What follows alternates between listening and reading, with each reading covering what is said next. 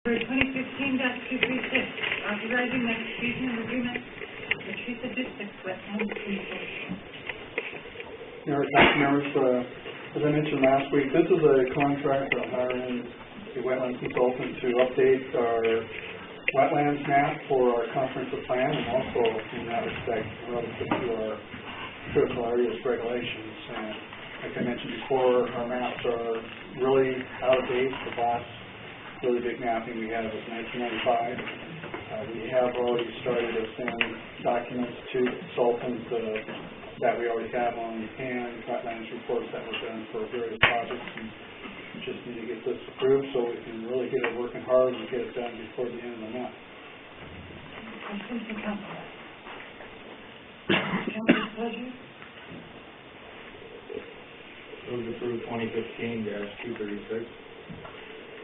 Second. Councilmember King, your motion. It's something we need to do. She's familiar with the area. Experience-wise, the amount is relatively minimal considering the work and the benefit from the project. So let's move forward. Councilmember Peck. Any comments from the audience? No comments from the audience. Any further comments from council? Seeing none, we'll call council, please. Councilmember Garvigan. Aye. Councilmember Jones. Aye. Councilmember Cade. Aye. Councilmember Oliveira. Aye. Councilmember Putnam. Aye. Councilmember Steiger. Aye. Councilmember Walker. Aye. Motion carries. Thank you. Next item on the agenda is ordinance number 2015-1894, amending the specific municipal code regarding accessory dwelling units. Our council members, again, as I mentioned last week, there's a variety of different changes, revisions that we're doing to the accessory dwelling unit regulations that I pointed out in the PowerPoint presentation the other week. The main one still with the clarifying the process for accessory dwelling unit, like I said before. There's conflicting processes within the existing code that need to be rectified, which we did in the code. Secondly, we also take a look and reduce the size of the accessory dwelling unit for detached units and also for an attached one. And for the attached one, it depended on the size of the lot, whether it was in the RS6 zone or RS11 zone. The RS6 zone taken down to 800 square feet, and the RS11 zone to 11,000 square feet.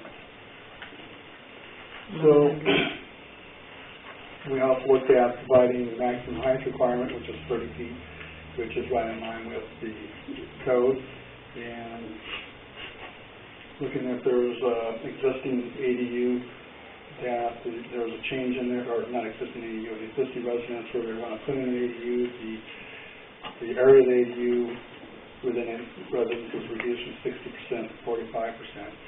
So like I said, there's been a number of changes. We feel it's going to make it an easier section of the code to administer and provide for some attractive units within the city. So the staff is recommending approval of the proposed revision. Questions from council? Councilmember Jones. Just that has been reviewed by our city attorney as well as Frank, making sure it was up to date with state code. Yes. Further questions from council? The table's really helpful. Thank you. Welcome. Okay. Further questions?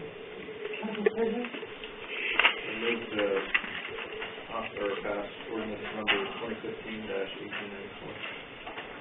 Second. Hey, Councilmember Cade, next speaker.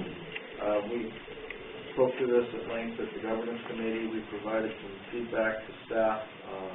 Those recommendations were adopted in this recommendation to us. Seattle's really pushing this because growth management, it helps comply with growth management policy that we're required to comply with, and it'll help us as well. And then, I think this last Great Recession kind of brought to light the need for families to come together and be able to provide places for either children to live, other family members, or even a parent because of the cost of trying to house people. And I think this is a good alternative to a good thing for us, and it'll be a good thing to help us with growth management. ADUs are a really useful way to increase density in your single-family areas without going to duplexes where there's no owner-occupied structure there. In order to qualify as an ADU, you do still have to have primary unit be owner-occupied, and that gives us more density without turning it into a city of apartments. Comments from the audience? Seeing none further comments from council? Roll call council, please. Councilmember Jones? Aye. Councilmember Tate? Aye. Councilmember Olivera? Aye. Councilmember Putnam? Aye. Councilmember Steiger? Right. Councilmember Walker? Aye. Councilmember Garberding? Aye. Okay, next item on the agenda is resolution number 2015-235, amending the Pacific Purchasing Policy. Good evening again. I'm going to hand out, just to pass around a little bit of information to supplement the conversation tonight. As you may recall, and I hope you also received some additional information and updated information, the handout that's going around will explain the changes. Unfortunately, and I'll take ownership for this, the wrong version of the resolution was posted in your packet, so that's why there were a couple changes and edits that the city attorney, I hadn't been able to update into the format. So without going through every change, the handout just kind of summarizes. They were mostly grammatical and just little these and thes and as and wherefores. So they weren't substantive, but nonetheless, I needed to make those updates, and those weren't in the packet that was posted online. So to summarize the update purchasing policy, the beginning point why this was or is needed is there was change in state law that increased some of the dollar provisions that are allowable for public works contracts.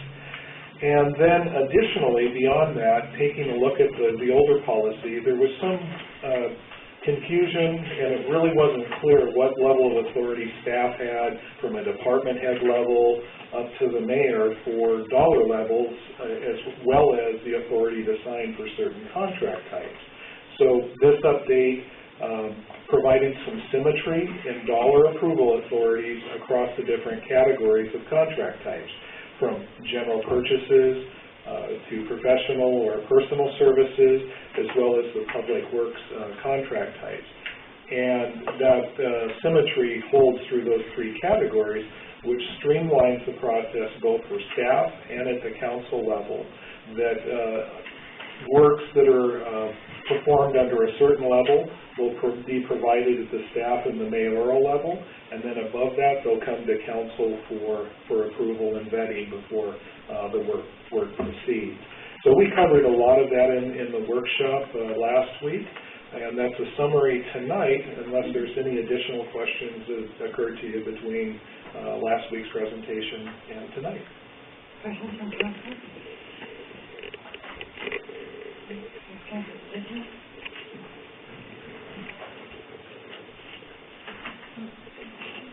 Move to approve 2015-235. Second. Okay, Councilmember Jones. It's a very in-depth modification, clarity. For the most part, it's expressed as far as, and it's seemingly across the board, other than the last subsection, which is just minorly adjusted compared to the other previous sections. I do like the fact that as we talked and you become aware of that, our concerns about making sure that the policies are followed, that the purchasing is proper, done proper, and overseen and ready and documented, because the concern that we've had from the past to make sure that everything is above board and following procedures, and we've got control over our spending. Having discussed that and looked at the policy, I see nothing at this point that if it got bad, we couldn't rein in. So at this point, I'm willing to approve it. Councilmember Olivera. I think that this allows to do business more efficiently, and I like the idea of the cost savings of doing business more efficiently. you said, give the information. Comments from the audience? Seeing none further comments from council?